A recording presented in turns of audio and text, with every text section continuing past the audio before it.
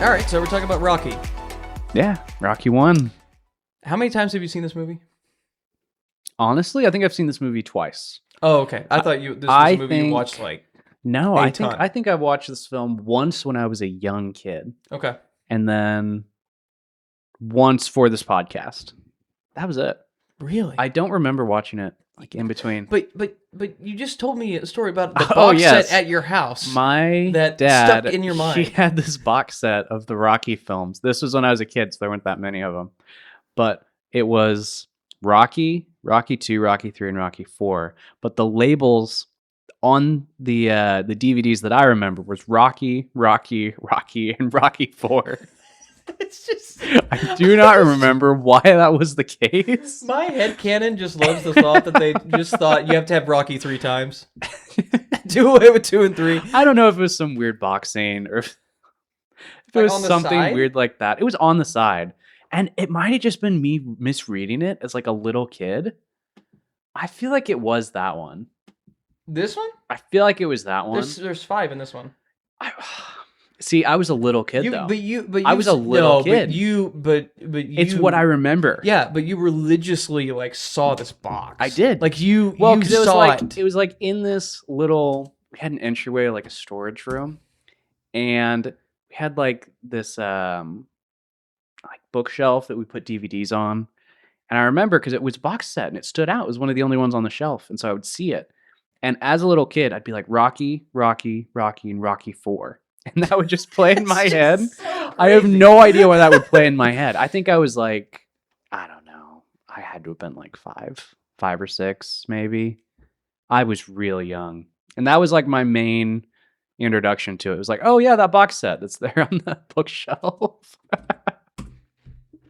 It was a brainworm. And it would just play in my head every time I walked into this closet. And I do not know why. Okay. this is what I have so many questions. This is not a podcast about the box set specifically. That's 5 too. I remember it. I remember it being 4, but again, super unreliable child I narrator. just feel like if it stuck in your mind that much, you knew what was on that box. I think so. Even if you were a little kid, I feel like I hope so. whatever it is, you saw it. I want to find it so bad because that would be so funny if the 4th one they're like, we gotta tell them that it's the 4th one. Some guy's like, Just a and massive they Rocky didn't do 4. the other man. They 3. didn't do the other two. ones. The other 2. That's how I remember it, and that really was Stick my to it. main exposure to the Rocky series for the longest time. Those 4 films. There's a 5th one. There's 8. I think there's And 8 then- movies in total. That's crazy. I think it's somehow, some way. I know that there's, again, I feel like I've seen a lot of these movies once when I was a little kid. I know in the 5th one, isn't he like street fighting somebody? But isn't that also what he does in Rocky Balboa? Yeah, they have one called Rocky Balboa that I have no clue what that's about. Is that the one where he fights a guy like in the street? And it's not like a professional boxing match, just like some random street fight. I've seen Rocky 1 once today. Oh, you haven't watched? Is this your first time watching the film? Yeah. Really? Yes. I did not realize no, that. I thought I told you that. Whenever we talked no, about I thought doing you'd it. seen this film before. No, I've never seen this.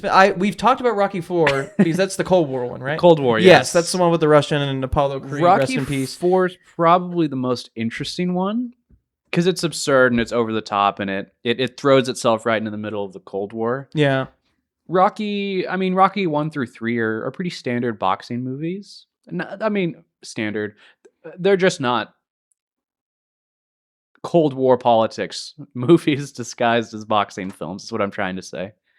I don't remember 5. I think Rocky Balboa is the Street Fighter one. I cannot Street remember Fighter. very well. Rocky Balboa Street Fighter? He was like retired or something. I didn't watch that film in preparation for this. It was like he was retired and he got dragged back into it or whatever. I think there was somebody who wanted to fight him and he couldn't. I want to say that that's the film. But then if that's Rocky Balboa, I have no idea what the 5th one is. It's the one where he fights Tommy Gunn. Oh, Street Fight. 16 years after Street Fight with Tommy Gunn. So Rocky 5 would be a street fight. Then I have no idea what Rocky Balboa is about. I don't know. This is also not a podcast about Rocky Balboa. Meanwhile, on the okay, hold on. I have to read this. Meanwhile, on the professional boxing circuit, Mason the Line Dixon reigns as the undefeated yet unpopular heavyweight world champion. Mason the Line Dixon is so good. That goes so hard. What in the world?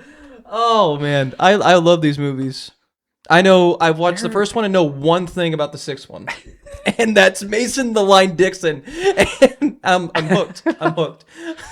Anyway, well, this will be a good one then. Yes. For me, it's vague childhood recollections. And then when did you watch it? You watch it like today? Today. Okay. I watched it today in preparation for this. Yeah.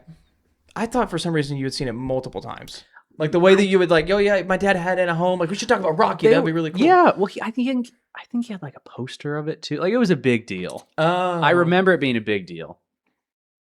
Maybe, but again, I remember a poster. I remember the box set. I don't think he still has it. Maybe he does. Maybe he does. You need to find it. I will put a picture up if you find it and take a photo. Take a photo of it. I'd probably find it and just discover the childhood me was horribly wrong. It clearly says 2, 3, 4. It probably does, if we're being honest. It was probably a little 5-year-old me being like, "Wow." Either way, I gotta know. Rocky 3 times. It was so good. It probably is very clearly labeled. The best way to watch, but that's how it's stuck in my head. Yeah. It's there forever. That's the best way to watch those 4. You watch Rocky 3 times, and you watch the fourth one to get everything you need to know about Rocky. Because the fourth one's all Cold War. You get no Rocky, only Cold War in the fourth one. Yeah, the ideal Star Wars order is chronological. The ideal Rocky order is the first one 3 times. Dude, that would be so then good. a Cold War history class, then the fourth one. And then just the street fight from the 5th one. I think yes, and Mason the Line Dixon has to make an appearance somewhere. It's just in a post-credit scene. You edit him in at the end. Oh man, dude. Being like the villain's name Mason after the Mason Dixon line is so funny. I'm sorry, we're not talking about that movie. Let's talk about this movie. Rocky 1, the one we both have seen. Yeah. What were your thoughts on it as somebody who's just watched it for the first time? It was weird because I didn't have like a thought in mind necessarily. I was like, oh, it's a boxing film. Okay. Yeah. Like, I think I had like aesthetic ideas of what it would look like, and it didn't look like that. Okay. I can't articulate what those were, but watching it, I was like, okay, well, it makes sense. Like, okay, he's I don't know how I thought he got the opportunity. I don't know if I didn't know if he like got into like a contest or something and was able to like prove himself to Apollo Creed or something. But yeah, he just gets handpicked by Apollo Creed. Yeah. I think Apollo Creed's like my favorite part of the film.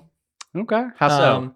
Because the whole fight is his idea, and he's very good with like the cameras. He's very good with the promotion and stuff. Like later on in the film, you get his ego a lot more whenever he's, the guy's watching the TV and sees Rocky and he's like, hey, you should come look at him. And he won't do it because he's like, oh, I don't need to worry about him. I'll knock him out in 3. It won't matter.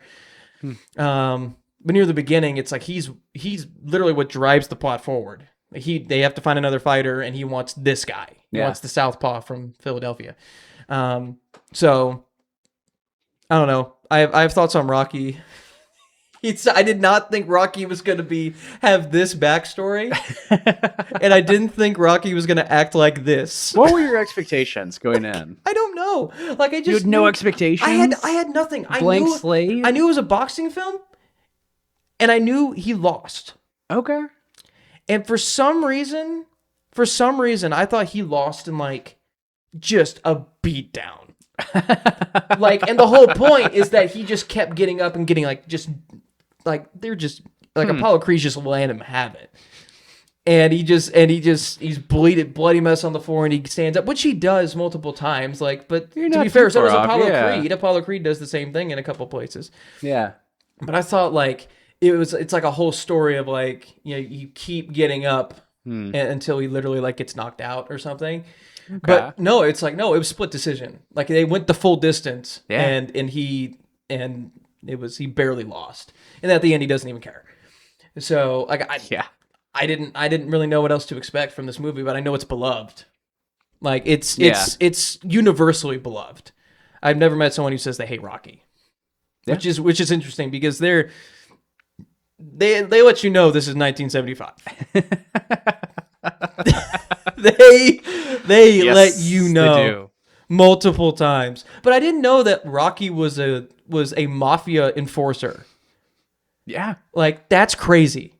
That's insane. He's just an enforcer for a mafia loan shark. Breaking people's thumbs. It's a living. It's a living. But he's bad at it.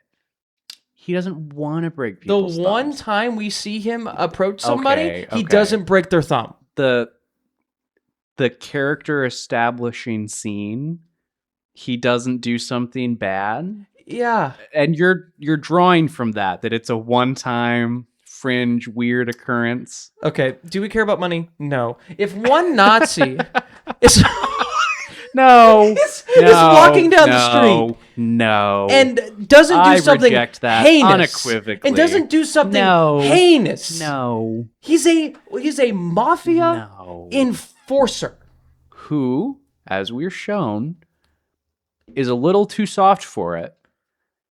He lets the guy off. He doesn't break his thumb. Look, man. He takes his $130, walks away. He lets him keep his coat. I reject that comparison. Hold on. No, it's not. No, because you're saying the mafia doesn't do bad things. You're saying the mafia doesn't do bad things. That's a straw man argument. argument. No, it's not. That's a straw man argument. It's not. Then burn it down. The mafia does bad things. Yes. Only controversial statements on this podcast. Yep. That being said, we're shown him in this enforcer role, and he doesn't break the guy's thumb. He takes the hit, essentially, gets in trouble with his boss for it. How long has he been doing this? We have no clue. Yeah, not exactly. And we have to assume between the time that we actually see him get more jobs from this dude. For sure. From the time that he doesn't break the guy's thumb to the time that he starts training and the guy actually gives him some money to help pay for the training and stuff. Yeah. He's doing more jobs. And the guy clearly said, the basis of our relationship from now on is that you do what I want. Now, in the times that we see him, he's not asked to break anybody's thumbs, break anybody's arms, or anything like that. He's not breaking people's thumbs full time. There's other items in the job description. It's 5% of his job description. It's like barely even on there. If he had gone to the guy and he had $200, would he have broken the guy's thumb? No. He would have taken the money and left. Well, yeah, because that's the way loan sharks work. That's the way the mafia thinks, is that if you pay up, then you're fine. Exactly. But if you don't pay up, I'm taking your thumb. And how does Rocky feel about that? He doesn't do it and then is immediately corrected and he's like, okay, yeah, sorry. Does he break anybody's thumb on screen? Not on screen. Not on screen. Interesting. Yeah, but if a Nazi's walking down the street... No. Typically the way a movie works is what's shown on screen is important in some way. No. And the stuff that's never shown on screen or talked about or hinted at is less important. Oftentimes. Right, so whenever Gale doesn't actually commit war crimes... No. He doesn't commit war crimes on screen. No. He doesn't commit war... No. He took an action that directly led to another character doing war crimes that were his idea. That's different. Was he drafting that plan for President Coin? No. He kind of was. No, actually. he was He was like, hey, this would be a good plan to do at some point. Yeah, he was throwing it out there. And then Coin said, okay, that's a good idea. I'm going to do it during the children refugee parade. Right. So what is Gale doing? He is assisting he's assisting a tyrannical organization, you could call it. Yes. In doing bad things. And how did Gale feel about that? Sorry. Interesting. Notice how we've revealed something about the character. Notice how what happened on screen was important in some way. Well, you're right. So what I'm saying is... I've learned something about the character. You've done a 180 on Gale. I'll do a 180 on Rocky. Not a 180. Not a 180. Gale, like Rocky, was a good person who does bad things because of circumstances. Yeah. And by their reaction to those bad circumstances and the actions that they took inside of them, we learn who they are as people, as human beings. Right. Yeah. Yeah. For Gale, it's at the end of his journey. It's the last scene we see him in. For Rocky, it's the beginning of his journey. It's one of the earliest scenes in the film. And then we see him evolve as a character out of that moment, out of many moments. We see him there. We see him in his apartment looking at the childhood photo of himself. And he picks up this pristine image of him as a good kid. Yeah. And then he looks at him scuffed up, worn down in the mirror. And he doesn't say anything, but he just gets upset. And then he goes right back out to breaking elbows. And that's a beautiful character introduction. We know who for the next this hour man he works for this mob boss. Is. Right. We know who he is. Yeah, he's a great character. He feels bad for a second looking at the mirror, and he's like, "Man, I got 2 more guys I got to go rough up." Why does he do that? I have no clue. I have no clue. I have no clue why he decides to work for the mafia. It's implied it's hard times. It's implied that he needs work. And it's like, okay, but like that doesn't mean that it's fine. I'm just saying, going into this movie, I did not think this is where Rocky was going to start. Like, he's this beloved character who's like, he's an underdog. That's fair. He's an underdog. And it's like the first scene, it's like he's about to break this guy's thumb, but he doesn't. He doesn't break the guy's thumb. No. But instead of realizing, oh man, you know what, I'm going to stop. It's like, no, he gets confronted by his boss, tells his boss to his face, all right, it's fine. Yeah, okay, cool. I get the message. That's cool. And then he just coincidentally, the mob boss just doesn't ask him to do it. He got lucky. If the question is, what would have happened had he had asked him to break someone's elbow after that?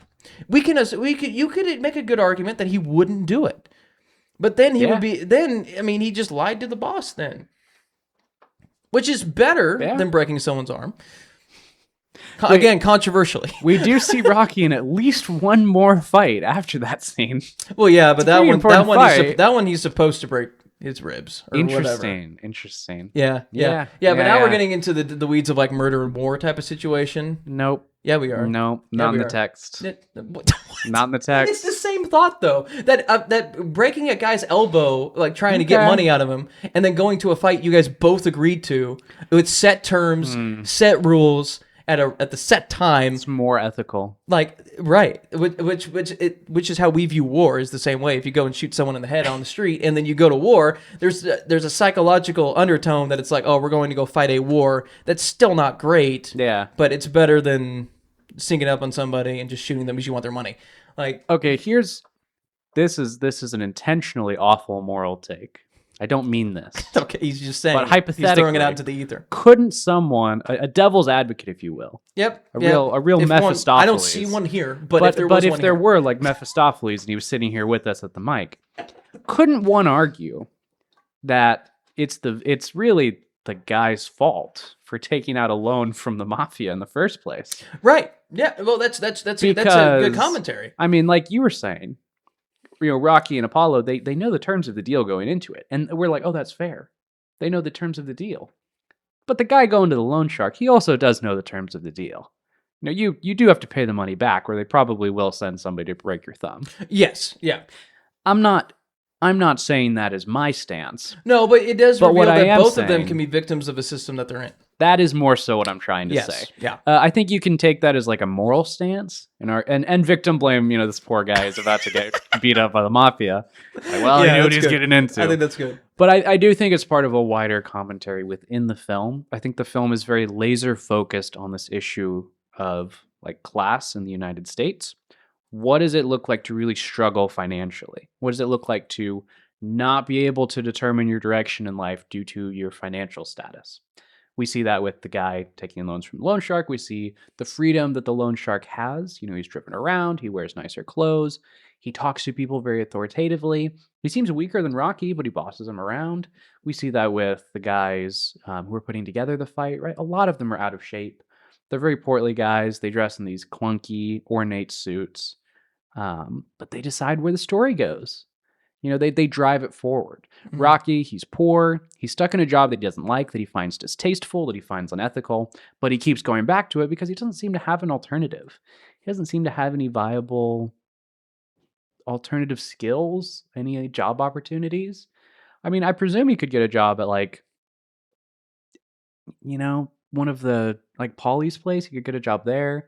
He could get a job on the dock. He could get a job at any number of these unless it's a wider commentary on, oh, there's no jobs, but I think you just come down to the conclusion that he's a very poor guy with limited skills who, I mean, it's central to his character. He feels inferior about that fact. Yeah, but he's also a fighter, so he's good at this. He's good at intimidating people. Yeah. And assumingly, he's good at breaking people's bones and stuff. Right. He knows how to do that. So it fits in the same vein as his character. It fits into his skill set. Yeah. For one reason or another. It's if he uses all that, then I mean, we don't see him actually do anything, to your point.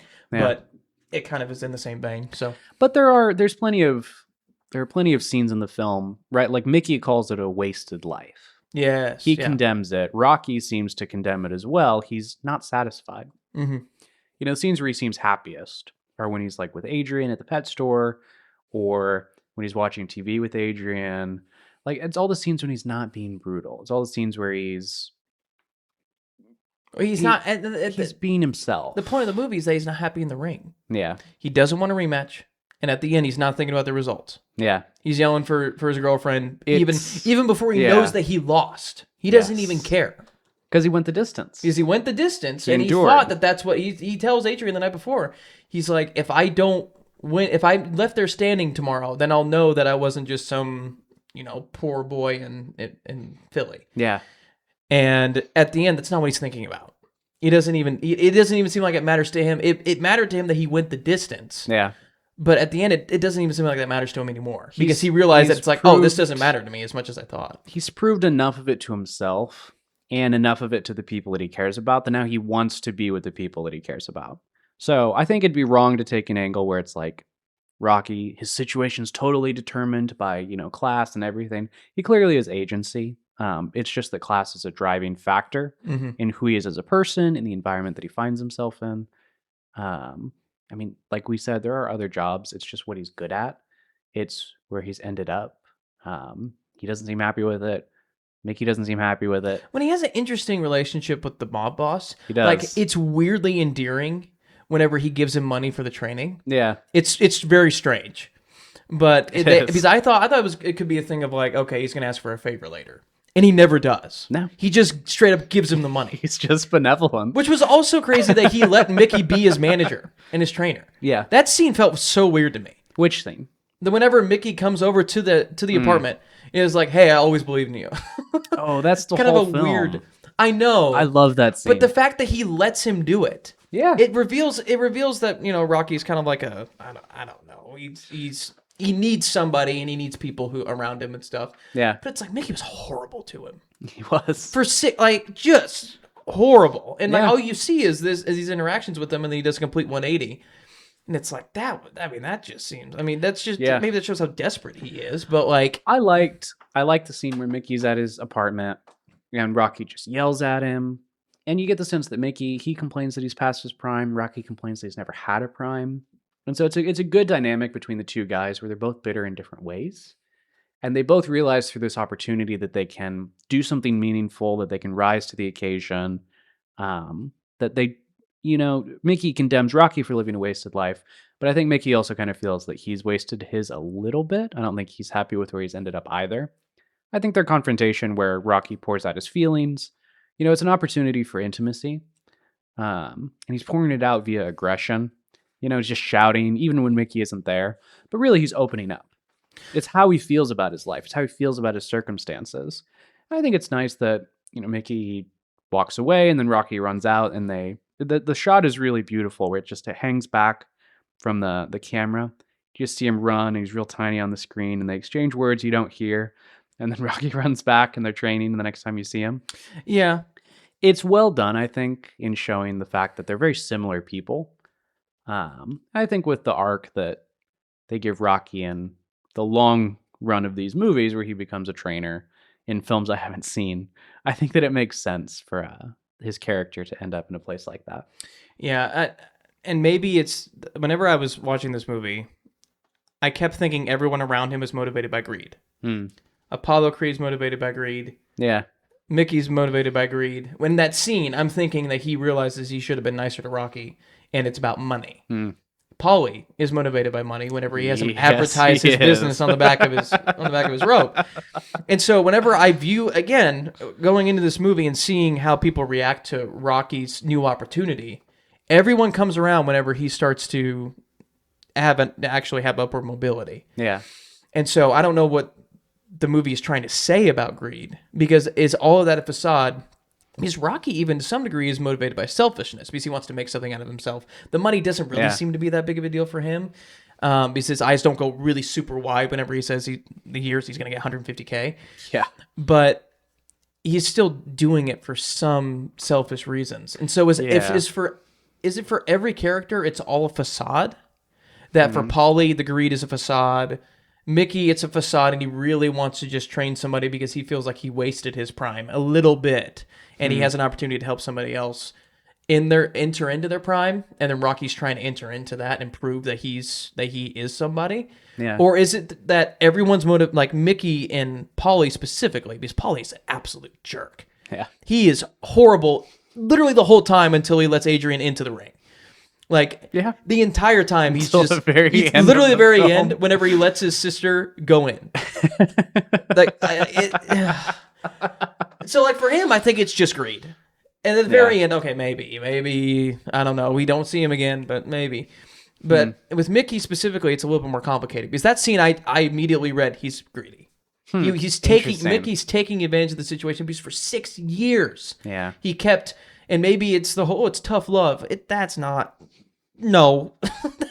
what Mickey was doing for 6 years. He had genuine disdain for him. Maybe it's because of the mob thing. Maybe it's because he thinks he's wasting his life and he's not training as seriously or whatever.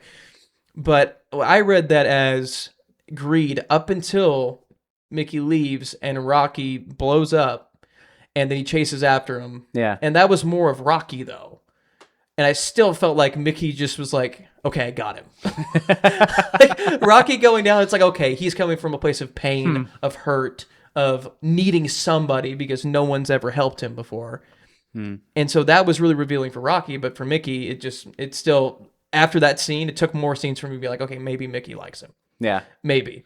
Because there's I think it's a good dynamic. Yeah. I mean, there's a scene where they're in the ring and training, and then Mickey's talking to the guy who walks up, who's like the doctor or whatever, and checks out his cut. Yeah. And then Mickey's talking about him like he's like the best thing ever. And it still felt like he's promoting him. Like he has some sort of selfish monetary incentive here to have this relationship with Rocky, because without it, he didn't have it.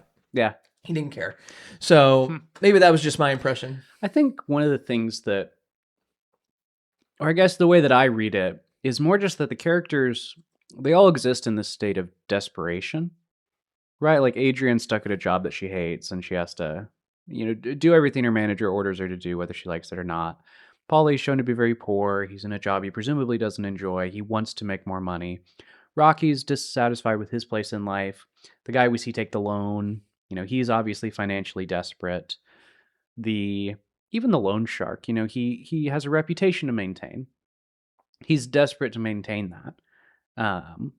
Apollo's desperate to maintain the fight.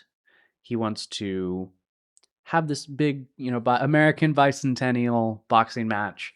He is probably the character with the most agency in the film, right? The fight is his idea. The idea to pick an underdog is his idea. He picks who it is. He has the most money. He has the most influence. Even the backers, like at putting the fight together, they're desperate to still have a fight, to still keep this event going. Mickey's desperate. He wants to do something meaningful with his life and also make some money on the side. He has bills to pay like everyone else. But I think that we just see a lot of characters who are driven into circumstances they might not have chosen if they weren't so desperate. I think they often claim that it's financial desperation. That's a factor that's driving a lot of it. But I think one thing that it shows really well, especially through the character of Apollo, is that even people who are financially set are still driven by these deep, psychological needs. Apollo needs to be proven the best. He needs to maintain his reputation. Him and the loan shark both, they're not any freer because they're rich. And that being said, a lot of the characters are more miserable because they're poor. You can't just ignore the rich characters aren't necessarily in paradise either. They're tormented by their own psychological inadequacies. All the ways that they aren't enough as people.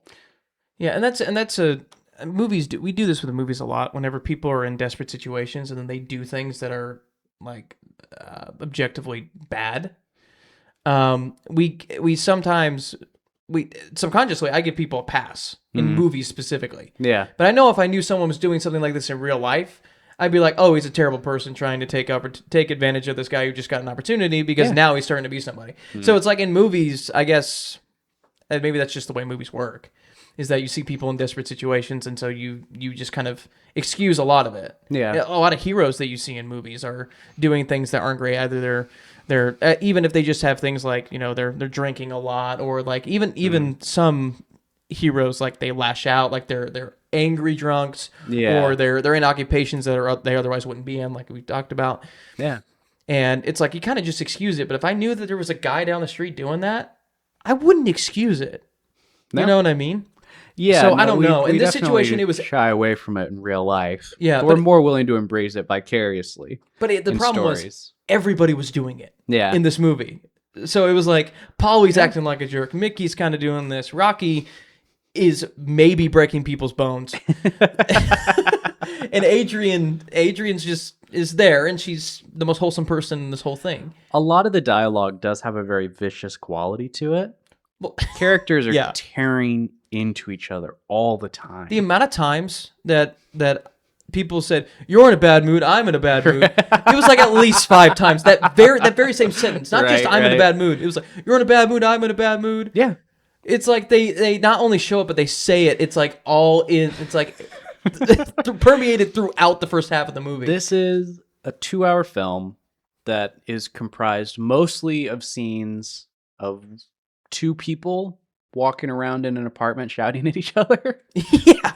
That's most of the movie. Well, I mean, think about Polly with Adrian on Thanksgiving. Yeah.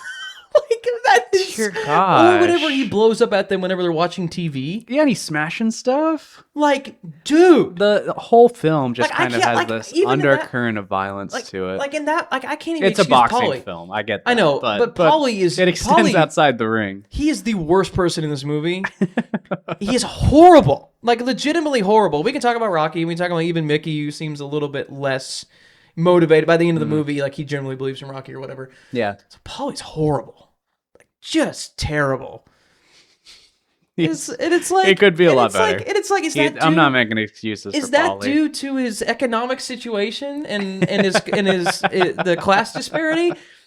I mean, you can say it's one of the reasons. He's shaped by it. It's a gigantic factor in producing him as a person. Right. You take a person, you put him in a sucky apartment, and give him a few opportunities. It's going to make him miserable. I'm not saying that to, say, oh, well, he's scot-free. He has no say in his future. That's the question. Is when does the situation, the environment you're in, start to excuse your own sense of agency, the decisions that you're making, and it's murky. And I'm not saying that like it's all environment. You're not saying it's all environment. I'm not saying it's all agency. No. It's all connected. Yeah. But it's just a matter of like whenever you start smashing things like that. And being horrific to your sister in that way.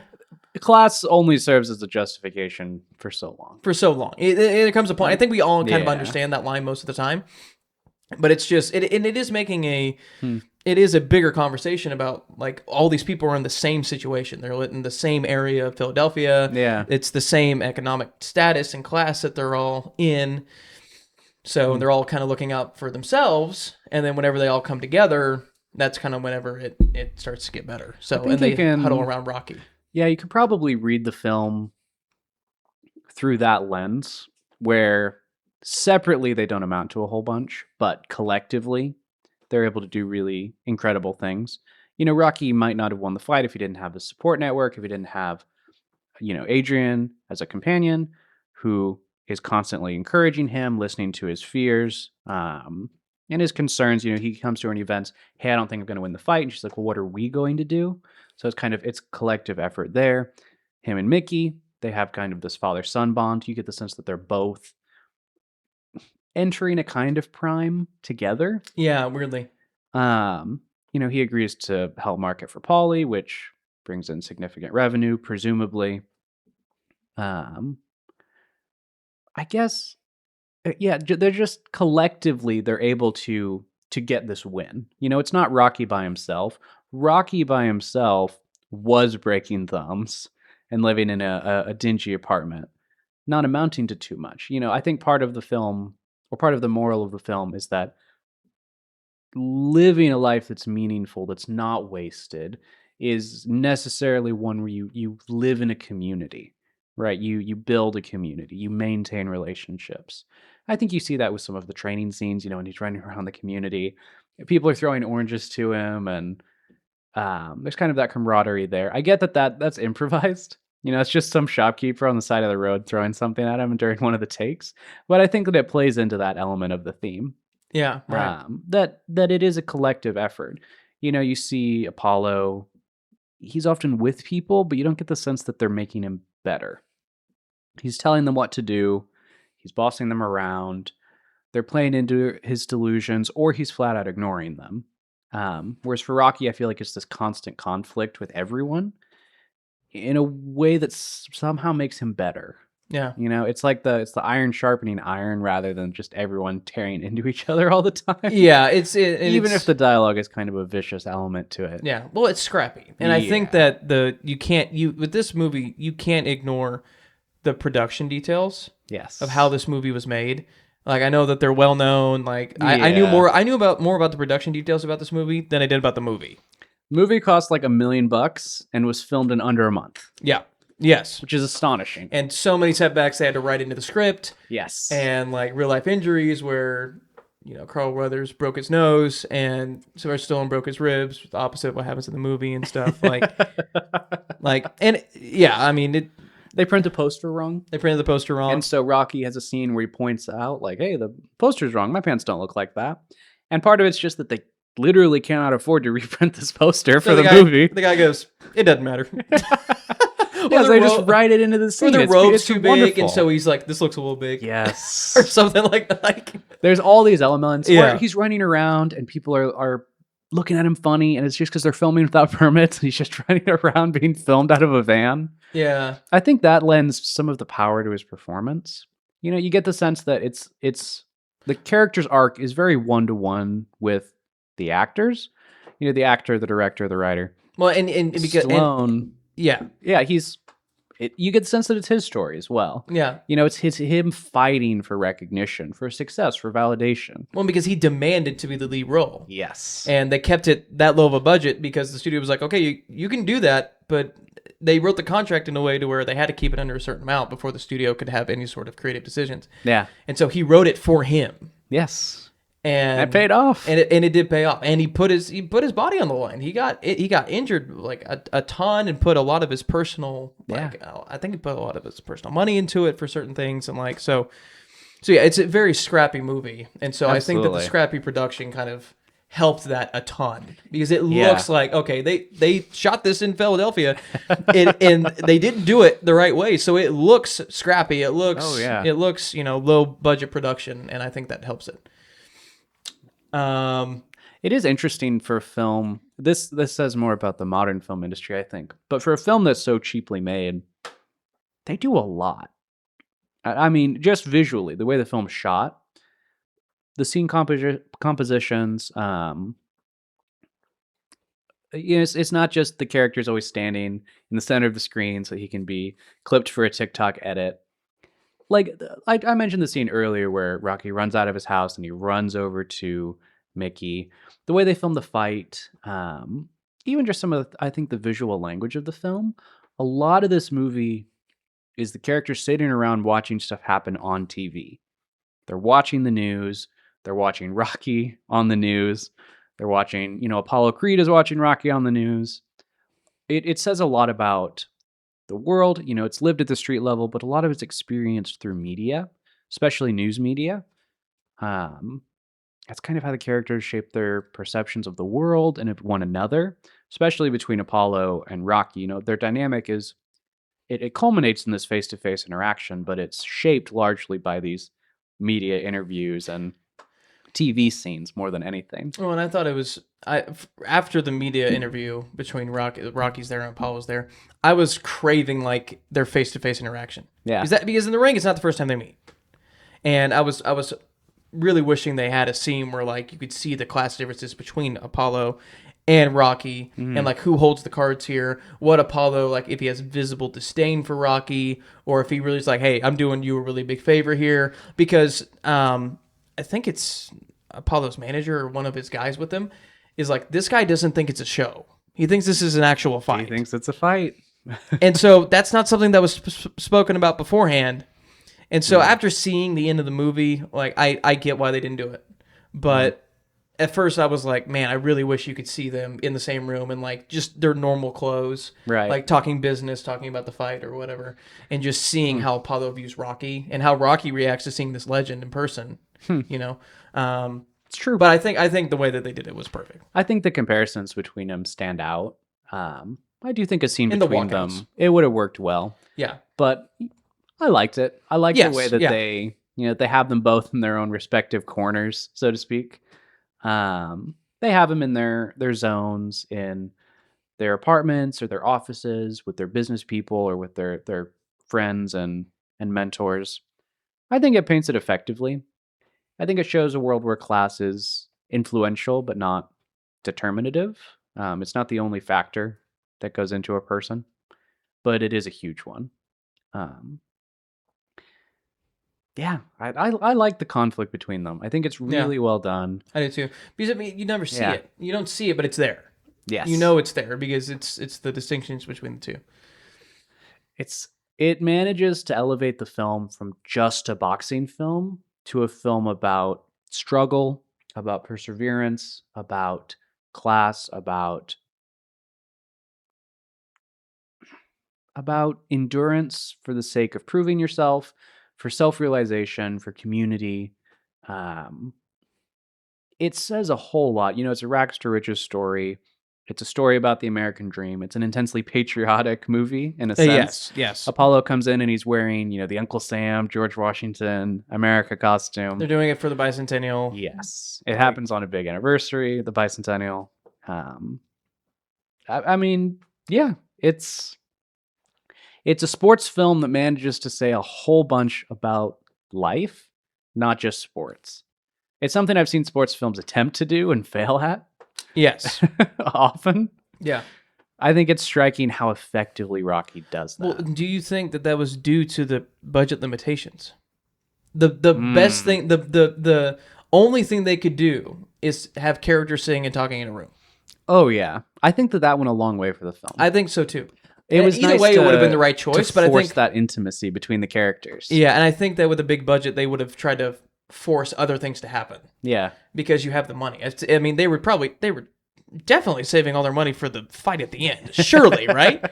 Like, Yeah. so I mean, they used the ice rink whenever it was closed because they couldn't afford to pay the extras. Right. Yeah, it's another production thing that's found its way into the script. Yeah, so it's like, I don't know. Yeah. I think that the real life production, and this works for a lot of different movies, Yeah. usually in negative ways. But I think in this movie, the limit of the budget actually made like the best scenes happen, Yes. and the culmination of his arc even more satisfying because you know Rocky so personally. Like deep, Rocky on such a deep level by the Yeah. end that his longing just to see Adrian like hits harder. You can imagine living in his apartment. Yeah, You can imagine what that's like. yeah, you see it so many times. Even just stuff like the soundtrack of the film, a lot of it's just this melancholic piano, or it's just silence. It's due to budget constraints. Yeah. Yeah, that's what we had money for. And it creates this beautiful, reflective tone that just permeates so many of these scenes, right? Where Stallone is just looking at himself in a mirror, or it's lingering on one of the characters. Those scenes where Rocky, lets somebody look into some of his insecurities, his anxieties towards not winning the fight, or being on TV. I agree. I think that's a good insight, that the budget of the film is one of its strengths. Weirdly. Paradoxically. Yeah. I mean, I think I read somewhere that this movie internationally made like was it like 9,000% of its budget? Something crazy like that. I mean, it cost $1 million. I don't know how much it made off the top of my head. Yeah, I can't remember. It was in the thousands percentage times. Yes. Like it's crazy. Yeah. But and it put Sylvester Stallone on the map and all that stuff, and it's cemented in cinema history. So it's in the top 100 of like almost every list you see.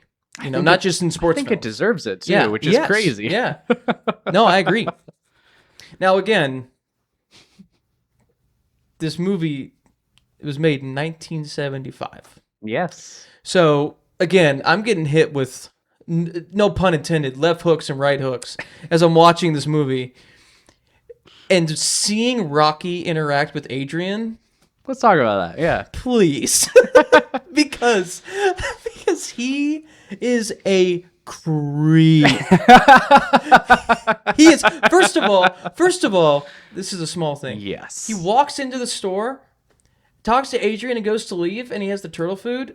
And the lady's like, hey, you got to pay for that. And he goes, you know crime doesn't pay, and walks out. Kind of boss, but he definitely stole that food.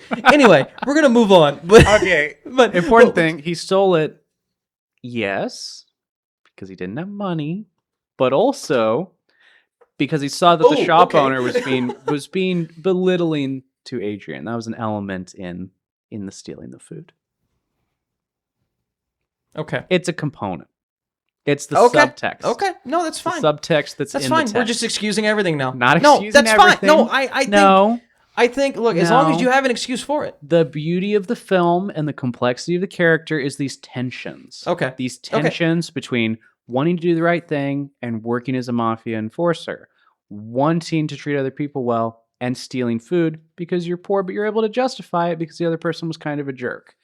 It's these tensions that make Rocky so complex. Yeah. So it's not justifying it. It is drawing out the depth and the beauty of the tapestry of the character. I think it's emphasizing how well written the story is. Which it was written in 3.5 days.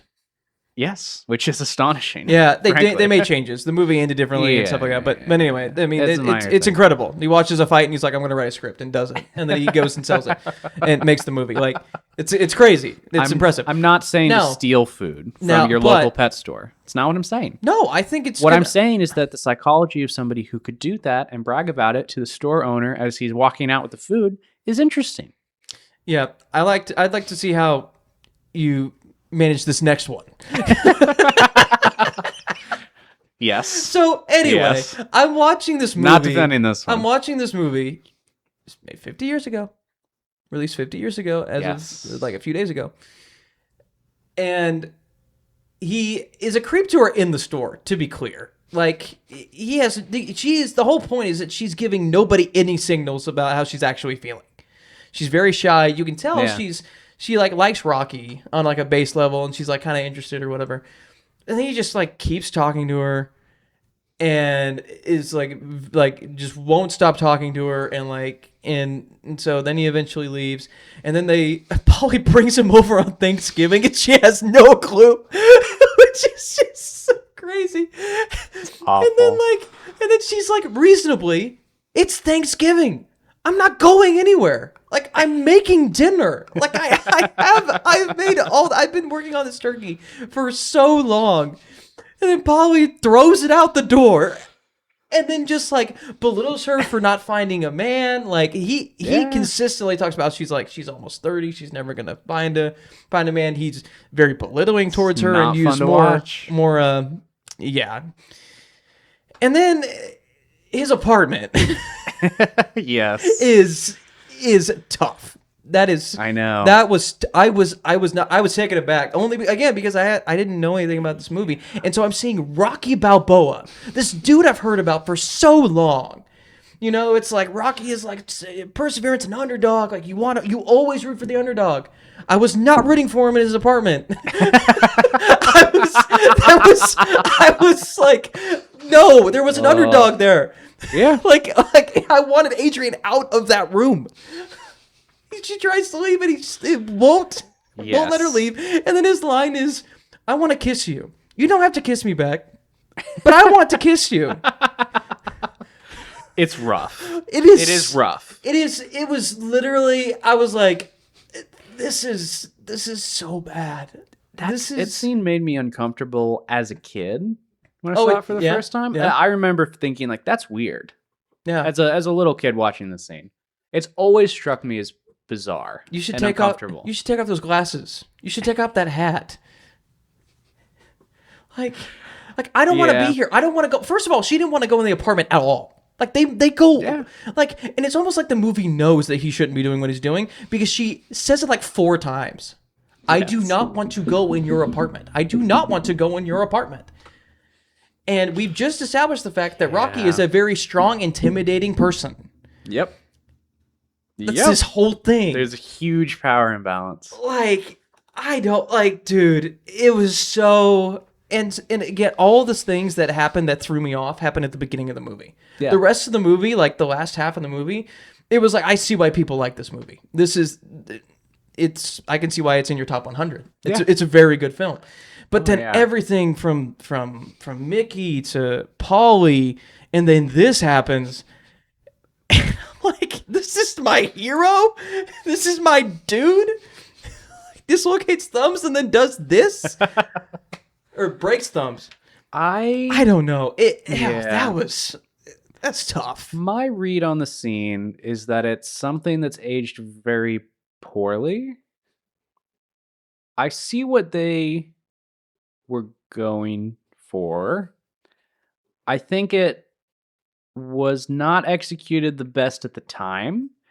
And I think that it is aged very poorly in the 50 years since. Yes. So I think it's okay to have kind of this 2-track mind about it, or a dual analysis might be a better way to say it, where you recognize the intent. Can you articulate that intent? I think what the film's going for is that Adrian is a shy person to her detriment that Rocky helps bring out of her shell. And she clearly does like Rocky, right? Like, I mean, in real life, she's giving no signals. To be clear, but in the movie, it's portrayed that way. Film, the fact that they're going through this process again, you treat things differently than you do in real life. Yeah, film, it has its own language, and so you make a lot more of these subtle conversation cues, these one-off lines. It's inherently dramatic so that the audience picks up on it. Exactly. So I do understand what they're trying to say. Yeah. She's shy. He sees her for who she is. Like he's able to help her feel comfortable and all that stuff. She is quiet at the pet store until he leaves, and then she hurries to say goodbye to him quickly before he leaves. So you get the sense that she wanted to talk to him, but couldn't find the courage to. Seems to be the intent of it. You know, he's more gentle with her than he is with some of the other characters, who is more abrasive, physically confrontational, verbally aggressive. They have the scene where they go to the ice rink. They walk around. She's ice skating. He's walking, right? He's preventing her from falling. He talks the entire time. Which you can read as him trying to take away the burden. Yeah, it seems like what she wants. Her comfortable. It does. Yeah, it seems like she is not minding it. Yes. Yeah. I think that element where she is shy to her own detriment and he's trying to get her out of her shell works a lot better if it's kept separate from this weird sexual encounter in the apartment. Because as soon as that idea on its own, really interesting. Yes, yeah. I totally understand where they're coming from with that. And it's a great character dynamic. Yes. Yeah, that's how the love stories work the best. Whenever it's like the character, she hasn't found anybody until someone who sees her for who she is and knows, like, it can tell. Oh, she probably doesn't mind if I talk. A lot of people don't like to hear Rocky talk a bunch. Like a lot of people shut him down or whatever. She actually likes to hear him talk, and he likes to talk. And so you have that, like at the ice skating rink. And I think that in those other more benign scenes that just develop their relationship and his character with her are nice, and they do a lot for the characters, but it just seems like I don't know. I think it works a lot better in those scenes than it does in the apartment scene. Yes, the apartment scene's uncomfortable. I don't like it. I think if I were trying to make a case for it, you could argue that dynamic is continued into the scene where they're giving each other signals mutually. He doesn't force her into the apartment. He does not call Polly, and he doesn't let her leave. And it's this back and forth with this tension to it. And I see the intent. If you just describe their dynamic, Rocky is someone who's constantly unable to open up to people. He's alone in his apartment. He's not forming meaningful connections. His main interaction with the world is through fighting. It is his day job and his night job. It is what he does. He mainly encounters people like Polly and Mickey, and it's aggressive. And so he meets someone who he can be himself around, who he doesn't have to fight. And he wants to reciprocate that by encouraging that person to be themselves as well, to open up, to be the person that she is for him. Like, he wants to provide that for her as well, where he wants to encourage her to open up. I think that's a great dynamic. I think that that's what people see in the Rocky and Adrian dynamic. I think it works really well in every single scene except for the apartment scene, where that dynamic is really, really uncomfortable. And the problem is that he does fight her. She clearly, both outside and inside the apartment, draws a line. Yes. And it's like, I understand wanting to help her get out of her shell and try to understand her. Yeah. But there are hard lines here. And yeah. I don't know. Man, I'm always so uncomfortable with the idea of just saying that it was 50 years ago. I know. It's hard because at some point it's like, what do I say? It was 5 years ago? Right. And everyone just intrinsically understands. Like, are we saying, does everyone know whenever I say 50 years ago, we know exactly what the culture was like back then? Yeah. Specifically? Like, I don't know. I don't know how much that excuses it. It's an uncomfortable because scene. It doesn't. Uncomfortable I Yeah. And I get that the intent of the scene is that he's helping her open up. And it's like, that's weird. It's this weird coercive element because they don't need this power dynamic between them where he's really strong and aggressive, and those are like she's really not two of the main defining characteristics of his character. I just don't think they needed it because the rest of the movie they go out of their way to help. That he says he's like we're not gonna have sex. We're not purely from a training standpoint. Yeah. He sleeps on the couch. She sleeps in the bed. Like, right. Clearly they make it a non-issue very quickly. Yeah. So why is this like? I know you're trying to accelerate how much their relationship is progressing. But you don't have to do it in that way. And I get it. How do you portray somebody who's shy in a situation like that? Like I think you just do you do it not like that. Yeah, you do it non-sexually. Yes. It has to be that. Yes. It's because again, I think it's an interesting dynamic. I totally understand what they're going for. I think intertwining that with a sexual dynamic is a huge mistake. Yes. Because even in a best case scenario, and I don't think the film is this, but even in a best case scenario where it works really well and everybody totally understands it, that's not really a message you can take into the real world, right? Like, I can take with me into the real world the idea that there are some people who I can help open up and become better versions of themselves. I can apply that to a variety of situations. I struggle to think of a scenario in which somebody could beneficially pressure another person into a sexual encounter. I think I think that's purely coercive. No, I'll try to make a case where a scenario where they do it like he makes a move and she says no and he's like okay. Yeah. And then she comes back and initiates. That would be what saves it. I think that's the only way you do that in a way that's not weird, that it just means that she's drawing a boundary and it helps inform his character and make you understand that like yes. he's this tough fighter and he's scrappy and everything, but he still like respects her and it would be revealing that he truly cares for her. That's what's so out of character because he is so sensitive to her. He's so finely in tune with her that it would prove that he's not just there for the sex. Right. He's there to actually to know her and have a relationship with her. And then even if she leaves and comes right back, Yeah. Like, just it does so much for both characters, and you could leave the film the exact same. Or even something like where he gives her a cell phone to call Polly, and then she decides not to, or he says you can come in if you want, and then he goes in and he kind of leaves the door open. Yeah. Or he's like, you know, Maybe he plays a little hard to get. yeah, you know, something like that. Yeah. Where it preserves the dynamic that they've been going for, but it does it in a more effective way. Yeah. It does it in a way that negates this power imbalance between them. The problem of the scene is that he's assertive in the extreme. No, you can't do that. No, you can't leave. And the whole beauty of the It's relationship is that he's not assertive with her. Right. Like, for the most part, like there's a couple times when in the house where she makes a move on him and he says no or whatever. Yeah. She respects it. Right. To be clear, she respects it. But Yeah. but most of the other parts of the movie, he's very sensitive and soft with her when he's very coarse and assertive everywhere else. And in that scene, that's why it felt so weird, is because he was being assertive with her. It's also strange for a film because it's sometimes easy to forget, I think, you know, some of the physical imbalances or power imbalances.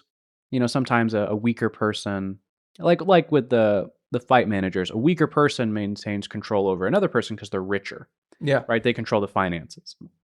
This entire film was about Rocky beating the crap out of people. Yeah. Right? Like, it's tough to forget. It's the theme of the film. Yeah, like you want to talk about power imbalance, like, and he's usually on the worst end of those power imbalances, and then Right. now he's leveraging a power imbalance, which goes again is just not the point. That can work if it's something like, you know, you're being really assertive with your friend who's a drug addict and you're preventing them from relapsing.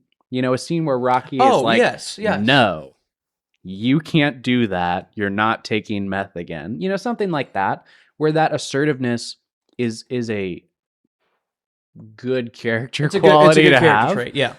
You know, you could write another scene like that. Well, it's where like a scene where oh somebody yeah, Rocky takes being like this is really good. when Katniss takes Haymitch's alcohol bottle away. Right. Something as simple as that. She just grabs it and moves it.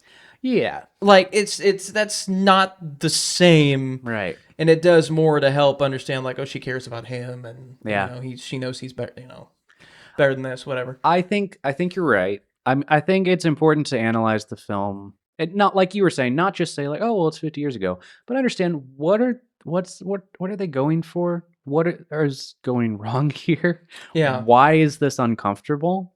I think that those are the elements to it, right? It's the power imbalance, it's the assertiveness, it's the lack of freedom. A version of the scene where he says you can come in if you want. He makes it totally clear that she doesn't have to. She comes in, he gives her a phone. She decides not to call her brother. He says, well, good night. And he goes to the bedroom. And then she follows him into the bedroom. It's like, that is a completely different scene that is not uncomfortable and maintains the dynamic of their relationship before and after. Mm-hmm. You know, because it's that encouraging her to come out of her shell without the weird power imbalance. And it's, I think, this attempt to do both simultaneously to kind of maintain this weird assertive power that he has with this, what I read as an intent of like, oh, well, Adrian should stand up for herself more. She should get out of her shell. It's like that. It's aggressive and it's uncomfortable. Now there is a possibility that the writer, Sylvester Stallone, I mean, that's another let's be real. I don't know who was involved where, but is thinking Rocky is a mafia enforcer. Yeah. He's angry. He feels out of place. He's spiraling. She's centering him. And after this scene, he stops being this person. Even whenever Paulie asks him if he's sleeping with his sister, he gets he gets angry at Paulie for even asking him. Like, hey, don't talk about your sister like that. Whenever Paulie's like, it's my sister, like whatever, he goes like completely opposite and is like extremely respectful about her. Yeah. They really don't do anything like that scene again. Yeah. Like whether it's because of training or whether it's because they just don't have the time for it or whatever. Like she makes a move and he says no. So I don't know. It's bizarre. I don't know what he was thinking as far as his art goes by putting something like that there near the beginning of the film, near like the early mid of the film. Unless it's like Rocky's still Is he trying to say he's rough around the edges? That's not. No. So No. we've talked about this in the past. There's a trope where it's like a woman is kind of a civilizing force to a man. I don't remember. Well, Elf. It was Elf. We talked about Elf Dear because we gosh, talked about Jon Favreau and he has to go. Yeah, Favreau's got to go. Well, because we talked about the Jungle Book, we talked about the Lion King. Yes. We talked about Elf. There's this perpetual idea of you have a man and he's kind of rough and he's aggressive and he's in this perpetual boyhood until he meets the right woman who civilizes him and encourages him to grow up. Maybe it's that with Adrian, and it's this weird problematic trope again. I don't like it. If I could cut it from the film, I would, and I'd have no issues with the film. Because the film stays the same. I think the film stays the same, except for you have to change. I think you have to change the part where she makes a move on him, because that thematically wouldn't make sense if they haven't already gone there from her perspective, because it's not like a weird, like, it's set up for her to make a move and it's like, oh wow, like Adrian, like he's actually helping Adrian like come out of her shell, she feels safe, all that stuff. Right. It's just he's sore and he's laying on the couch and she makes a move. Like, that's not, you'd have to change that somehow. But other than that, like, I think the film stays mostly the same. I know there's a lot of people that still find it endearing, that still find it a very cute scene. I've not been able to view it that way. I can't think of a way. I can't think of a way that I would think it's endearing. For a long time. You know, It's in the same way that like the mob scene. boss giving him money is weirdly endearing. See, that scene's a lot more endearing. I get that. That one, it's like, oh, that's kind of sweet. Right, like I don't know what. That's nice of them to do. Even you didn't have to do that, because I'm thinking the whole time he's gonna come collect on that $500 and he doesn't do it. No, and so it's like, oh, it's a on. mafia boss who he doesn't really work for anymore, and he's just like, oh, here's and he gives him money to go take Adrian out on a date. Yes, and so it's like, it's weirdly one of the most endearing parts of the movie are with the mob boss. Like, he's there at the fight. Like, yeah, it's just such a. I don't know. But yeah, that scene, I can't, there's no way I could spin that scene and think that was a good choice. That was a good move. There's nothing redeeming about the scene, period. Like, I can't think of a way to look at it. I see the intent, and I think analyzing the intent or the trajectory of their arc is, I guess, an interesting exercise. That's a good way to put it. If that makes sense. It's I'm interested in how we got here. Yeah, not just I am saying too. like, oh, it was 50 years ago. I'm interested in why it happens, in what in the character arcs, what in the trajectory of the story makes you end up that way. I think we've discussed that at length. But I mean, the only other thing I have to say about the way they treat women in this movie is Paulie acts like an incel and blames Adrian for all of his problems, because he's like, oh, I haven't been able to have a life because of you. Because I have to take care of you and all this stuff, and he's lonely, and that's why he starts destroying everything because it's all her fault. Paulie, he's an OG incel. He's an OG. It's 50 years ago, which is weird because he's a small business owner. True. Usually those are not overlapping circles on the Venn diagram. Usually, I don't know. Maybe it's different. Yeah. On the No. East Coast. And he goes outside. That's true. It was a world before the internet. It was 75. If you wanted to be an incel, you had to be an incel. I guess you had to. You couldn't be an incel on the internet. Yeah. You were in the real world. Yeah, drinking at the butcher shop or whatever. Yes. Like, that's what you had to do. By the way, Rocky moos at a cow side. I just thought I would say that. He's talking to Paulie and he looks at one and goes moo and then keeps going. It's like, this is the first time he's there. I was like, why is that there? Is that an outtake or something? I also thought I saw him running in Converse, which is crazy. That seems like it'd be. That's a real test of endurance. Yeah, that'd be uncomfortable. I think. Arc. I mean, 50 years ago, Converse. I don't know. Maybe they were like cloud memory foam. Maybe or something. They were completely different in the 70s. They it was 50 years ago. It was 50 years ago. You can't judge them by our standards. by our Converse standards. Yeah. That could be really comfy shoes. Maybe it was normal to run in Converse. The best running shoes. The high top's best running shoes. Like, I don't know. I wasn't around. So. I know we're ending with like the worst part of this movie, this whole conversation. It's gonna be very difficult to rate. So much of the film is really good. Yeah. And there's so much from the film that you really can take with you. And not to read everything as like a moralizing lesson, but you can read a lot of like, oh yeah, I should be more pro-social. Yeah, I should engage in collaborative efforts with others. Yeah, I should endure. Yeah, I should set standards of success for myself rather than letting the world set them for me. Yeah, I shouldn't waste my life. Yeah, I shouldn't act crappily to others, Oh, I should do all of these ethical things. Yes, I should help people become a better version of themselves. It's just there's this one scene in the film where you absolutely should not take anything from that film and attempt to implement it in real life because it's exploitative and degrading. And Well, it's this weird linchpin. And weirdly, in this is movie. the only bad thing he does that he does not seem sorry for. I know.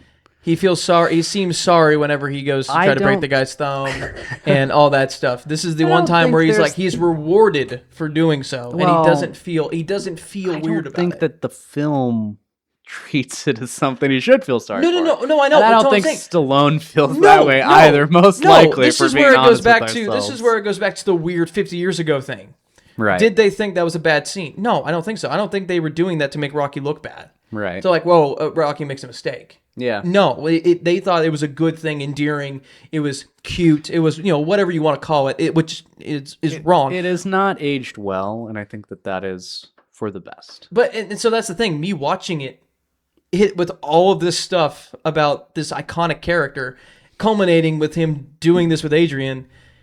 It just leaves a bad taste in your mouth. It does. It's a weird. It's a weird stain on an otherwise really great film. Yeah. And I get that it's due to age, and we might get flack for it. Why do you talk about Rocky and harp on this scene so much? It's a big deal. I mean, yeah, like I'd like to see. Oh, sorry. What are you gonna say? We have an issue with sexual assault. Sorry, everyone. Yeah, only controversial stances. Right. Like it's just so whenever you think about it, it's like, oh, people might be mad. What are they gonna say? Yeah. How are you gonna articulate like? I like the sexual assault scene in Rocky, actually. Yeah, that's enough internet for today, dude. That's time to incel log behavior. off. Take a page out of Paulie's book and start walking down the street. You can keep the title of incel. That's fine. Go outside. Yeah, be an incel in the real world, please. Like Paulie. No, I'm just saying. I think looking at it, it's irresponsible to say that's fine. I'm not going to think about it. Or that was 50 years ago. They were all creeps and weirdos back then. It's like. It's more interesting and beneficial to, if you want to take something away from it that's meaningful, you should ask yourself, why was it like this? And why shouldn't it be like this? I think that's a more productive endeavor than uncritically moving in either direction. Yeah, no, I agree. It's in the movie. You got to talk about it, consider it, and it's the main character of the film. So it's like he does something that's crazy. Yeah, you got to talk about it. So it's important to treat other people in your life with respect and dignity. Yes, 50 years ago or now. And to end on a more positive note, it is important to go the distance. Yeah, Rocky breaks his nose. He doesn't break his nose for 64 fights or something crazy like that? Yeah. And then he gets his nose broken. And do hard things. Yes. Go the distance, set standards of success for yourself, and don't let evil rich people beat the crap out of you. Like Paulie. And ruin your life. Like Paulie. Or Mickey. Paulie is a small business owner. He's so is Mickey. Petit bourgeois. Yes. He won't survive the revolution. He doesn't know it. The Rocky Revolution. But truly, it feels like it was a revolution. Rocky. I mean... There's like, what, 8 of these films? Yeah, something like that. And then the Creed movies. 7. There's 6 Rocky movies, and then there's 3 Creed movies.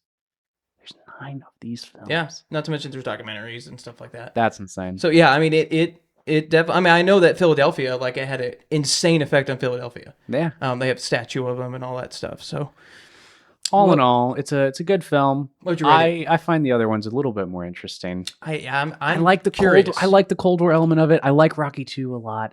We can talk about that someday. Yeah, I'd love to. I like this movie way more than I thought it would. It's a good film. It's more universal than I think. You hear boxing movie and you're like, oh, I don't really like boxing. And it's like, well, but it's universal. It's able to really generalize what it's talking about, and it becomes broadly relatable on so many different levels. Right. What would I rate it? What would you rate it? Okay. I really liked the last half of this movie. First half, I don't know.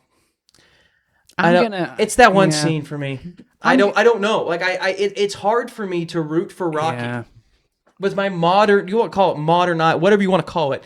It's hard for me to root for Rocky. I know. It is. So I'm gonna give it an. keep in mind. We rated K-pop Demon Hunters an 8. It's probably better than K-pop. Now, to be fair, like these rating systems, putting Rocky up against K-pop Demon Hunters, these are different types of movies. Hey, you're deconstructing a little too hard. I'm sorry. I'm sorry, but this someone will get mad if I put Rocky at a 7, or if I had put K-pop Demon Hunters at a 9 and I put Rocky at an 8. Be like, you rated K-pop Demon Hunters over Rocky? I think it's like it's not that simple. I think children probably would take fine morals from K-pop Demon Hunters, unless they're like biracial and they unintentionally adopt the mindset that being half demon is a really bad thing and you should kill all demons. Which is something we discussed intensively in that episode. So you should watch that because that sounds insane. They didn't know any better. That sounds they didn't crazy. know any better. It was a year ago. You need to watch. It was a year ago. Yeah. It was a year ago. 30 seconds they couldn't ago. have known. They didn't know 30 seconds ago.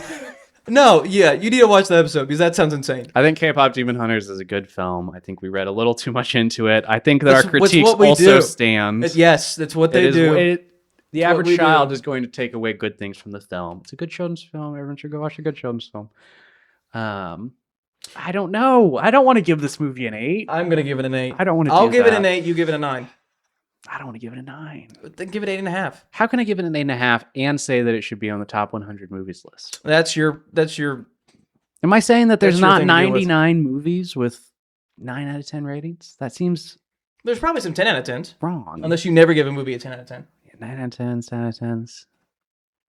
59s, 50-10s. I'll give it an 8.5. 8.5. I'll give it an 8.5 with the caveat that with the I don't know, footnote that it's the context. A cultural artifact. Oh, that's good. It is a cultural artifact of immense importance. Well, it's part of the film canon. An 8.5. It is a beautiful, wonderful film that's aged poorly in a couple elements, but at its core is a story about endurance and the American dream and why we should all get into more fights. Yeah, right. No, I think 8.5 out of 10 justifies like at least like 90 or to 100 maybe, like in your top 100. You know, how many good films are there? Yeah, like a top 100 is kind of crazy. We need to be honest. Like top 10. There's not 100 good films. Yeah, we haven't found them. We haven't done 100 episodes, so we have no idea.